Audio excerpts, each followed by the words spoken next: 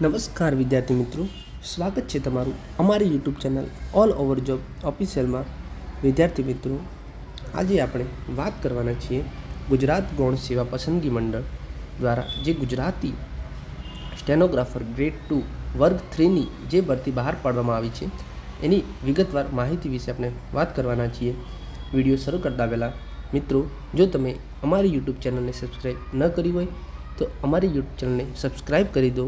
જો વિડીયો ગમે તો વિડીયોને લાઇક કરી દેજો અને તમારા મિત્રો સાથે શેર કરી દેજો. ગુજરાત ગૌણ સેવા પસંદગી મંડળ ગાંધીનગર દ્વારા સામાન્ય વહીવટ વિભાગ અને ખાતાના વડાની કચેરી હસ્તકની તાંત્રિક સંવર્ગની નીચે દર્શાવેલ જગ્યા પર સીધી ભરતી દ્વારા ઉમેદવારો પાસેથી ઓજસની વેબસાઇટ પર ઓનલાઈન અરજીપત્રક મંગાવવામાં આવેલ છે અને આ અરજીપત્રક તમે તારીખ 5/12/2024 14 કલાકથી 19/12/2024 રાત્રે 12 વાગ્યા સુધી તમે આ ફોર્મ ભરી શકશો. તો વિદ્યાર્થી મિત્રો, તો આ જગ્યાની વાત કરીએ તો તેમાં ગુજરાત સ્ટેનોગ્રાફર ગ્રેડ 2 વર્ગ 3ની વાત કરીએ તો તેમાં કુલ 34 જગ્યા છે. તેમાં કક્ષાવાર જગ્યાની વાત કરીએ તો બિન અનામત વર્ગ સામાન્ય માટે 10 જગ્યા છે, આર્થિક રીતે નબળા વર્ગ માટે 2 જગ્યા છે, અનુસૂચિત જાતિ માટે 2, અનુસૂચિત જનજાતિ ST માટે 14, સામાજિક અને શૈક્ષણિક પછાત વર્ગ માટે 6 જગ્યા છે. અને કક્ષાવાર પૈકી મહિલાઓ માટે અનામત જગ્યાની વાત કરીએ તો બિન અનામત વર્ગ તેમાં સામાન્ય માટે છે 4 જગ્યા, આર્થિક રીતે નબળા વર્ગ માટે જગ્યા 0 છે, અનુસૂચિત જાતિ માટે 1 જગ્યા છે, અનુસૂચિત જનજાતિ માટે 4 જગ્યા, સામાજિક શૈક્ષણિક પછાત વર્ગ માટે 2 જગ્યા.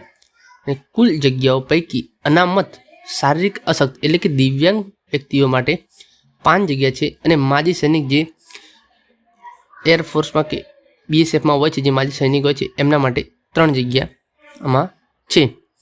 તો હવે વિદ્યાર્થી મિત્રો, આપણે વાત કરીએ તો જાહેરાત ક્રમાંક 254/2024-25 ગુજરાતી સ્ટેનોગ્રાફર ગ્રેડ 2 વર્ગ 3ની કુલ જગ્યાઓ છે 34 અને તેમાં શારીરિક અશક્ત કે દિવ્યાંગ લોકો માટે 5 છે જગ્યા.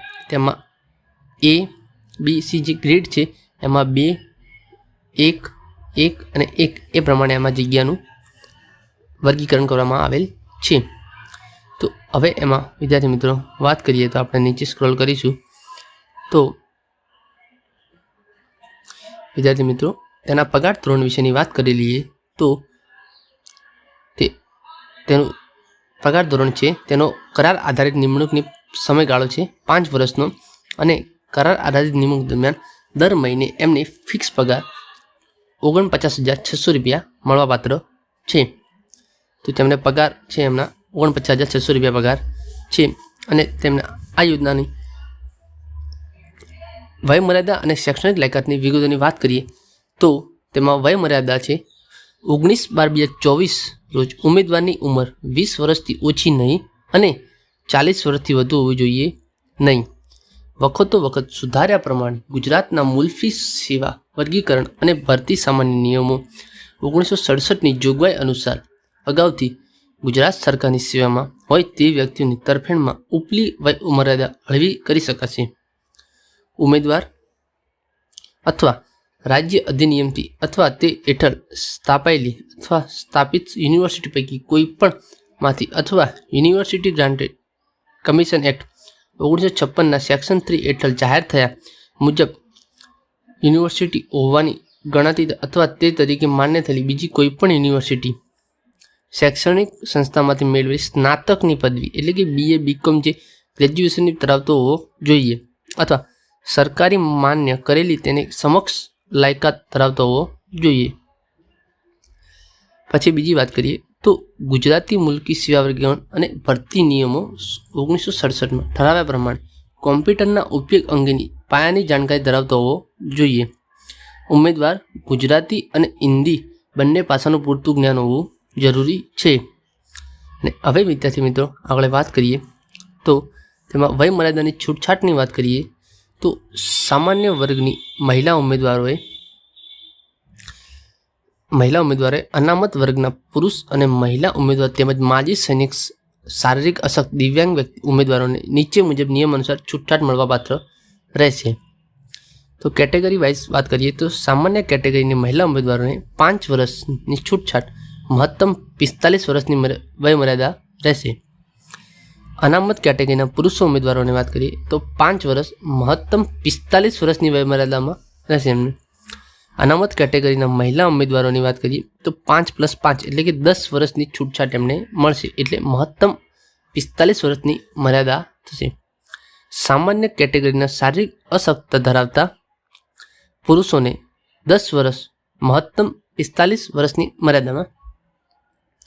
સામાન્ય કેટેગરીના શારીરિક અશક્તતા ધરાવતા મહિલા ઉમેદવારો એમાં 10+5 એટલે કે 15 વર્ષની છૂટછાટ મળવાપાત્ર છે. હવે વિદ્યાર્થી મિત્રો આપણે આગળ વાત કરીએ તો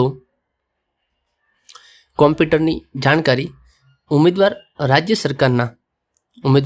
સરકારના સામાન્ય વહીવટ વિભાગ 13/8/2008 તેમજ 13/18/3/2016 ના ઠરાવ ક્રમાંક CRR 10/2007 120/320 ગ પરથી નિયત કરેલ અભ્યાસક્રમ મુજબ કોમ્પ્યુટર અંગેનું બેઝિક નોલેજ ધરાવતો હોવો અંગેનું કોઈપણ તાલીમી સંસ્થાનું પ્રમાણપત્ર માર્કશીટ ધરાવતો હોવો જોઈએ, અથવા સરકાર માન્ય યુનિવર્સિટી અથવા સંસ્થામાં કોમ્પ્યુટર જ્ઞાન અંગેનું કોઈપણ ડિપ્લોમા, ડિગ્રી કે સર્ટિફિકેટ કોર્સ કરેલો હોવો જોઈએ. ડિગ્રી કે ડિપ્લોમા અભ્યાસક્રમમાં કોમ્પ્યુટર એક વિષય તરીકે હોય તેવા પ્રમાણપત્રો અથવા ધોરણ 10, ધોરણ 12ની પરીક્ષામાં કોમ્પ્યુટર વિષય સાથે પસાર કરેલો હોય તેવા પ્રમાણપત્રો ધરાવતો હોવો જોઈશે.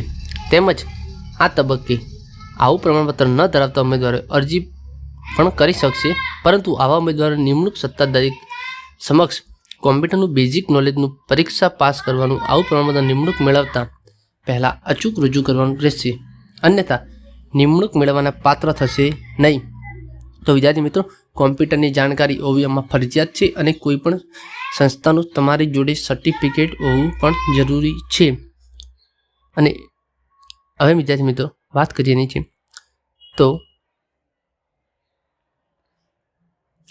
જો વિદ્યાર્થી મિત્રો આ વિડીયો ગમ્યો હોય તો અમારી ચેનલને સબસ્ક્રાઈબ કરી દેજો, વિડીયોને લાઇક કરી દેજો અને તમારા મિત્રો સાથે શેર કરી દેજો. જય માતાજી મિત્રો.